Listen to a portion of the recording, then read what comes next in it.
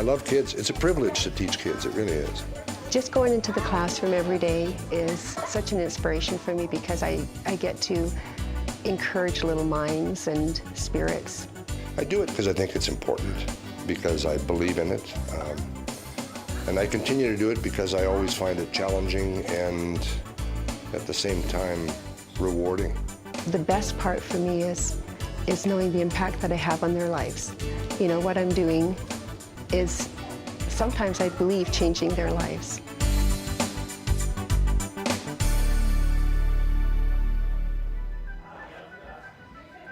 Foundations for the Future Charter Academy was started about 14 years ago. We have about 165 teachers working for us at the moment, and most of them are young and beginning teachers.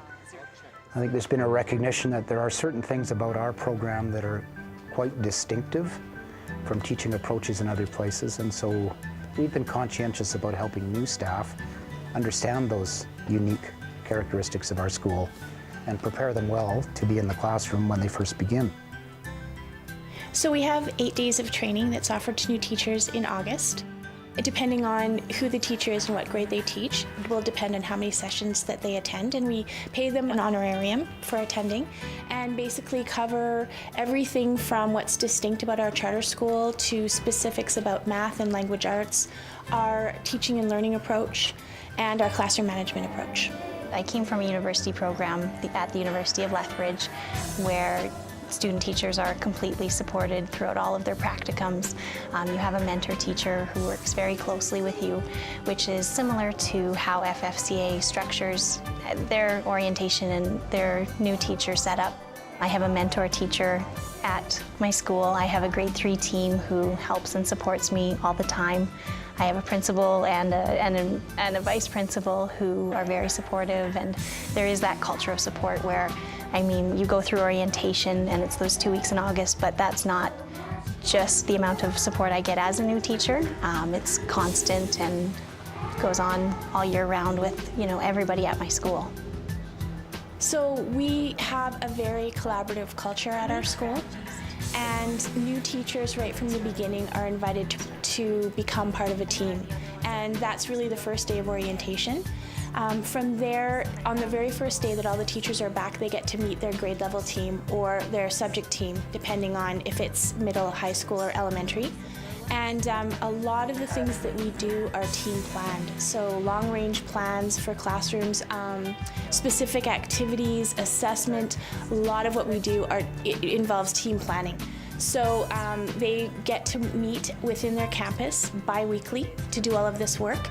And then we also have at least 3 times a year where they meet with all of the teachers that teach their same grade across all of our campuses. The Induction program has really helped me with my confidence in the classroom.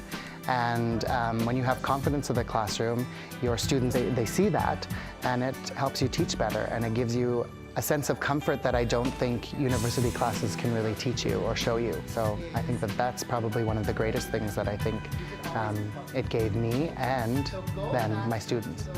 Phonograms, now that you know all of them, we're going to dictate some words.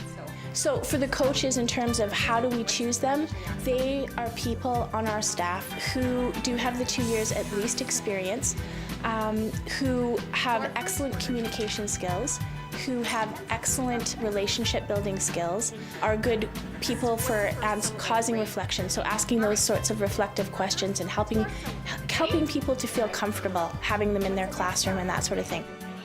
Coaches are trained, so because we've switched up our coaching program a little bit, we offered 2 days of training in August, and it was pretty intensive training, looking at these lenses, looking at doing some practice observations and how you would collect data, how you would build a relationship with that teacher, how you would ask them reflecting questions or questions to cause them to reflect.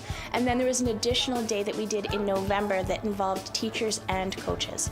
So the teachers were looking at what their part is in that coaching relationship as the coaches were deepening their own understanding of what that role was going to be. They had to compare the significant events. Okay. And then Mr. Cool. Do you remember we talked about Mr. Cool? We're not counting this. Who is Mr. Cool? What does he do? What's his job? My role around the formal evaluation of teachers is it's really coaching them to success. So we set up some times to formally go in and see a class in full action and develop a dialogue between myself and the teacher, looking at how things translate within their classroom in those areas, and then develop those supports. Where are some areas that they want to grow up on, what suggestions we can do together, and then also show up informally as well, because as much as you do that formal evaluation, it's kind of nice to do that on a sporadic basis so you see what all the culture and the climate of that classroom looks like. Really, it's a role of how successful can we make these teachers by the end of that year, because we want them to continue on. We've invested time, energy, and money in them, and we want to see them successful. If I'm most proud of any one aspect of what it is that we do with beginning teachers, it is that after we've worked with them for a while, we ask them what they think. We ask them if there are some things we could do differently or better. And then partway through the year, we ask them again. And before that first year with us ends, we ask them yet again. And we have an individual in our organization that compiles that data and uses it as a basis for formulating what it is we're going to do next time in terms of helping those teachers get a great beginning. When people feel supported and valued, when they think that they can be leaders as well as followers, all kinds of great things happen. Before they can ask me a question, they need to go. You come out of school and you're nervous. I mean, you're going to be in front of students. And I think that this organization has shown me how beautiful teaching can be by continued support and so many people around you all the time, and the ability to bounce ideas off so many different kinds of people, and to just always get such amazing feedback. And if you're getting that sort of support, and if you feel that sort of greatness in what's happening around you, I think that the students and all of these young kids are going to be able to experience that with you. So I think it just shows you really that teaching can be such a great and beautiful cyclical thing between so many different kinds of people.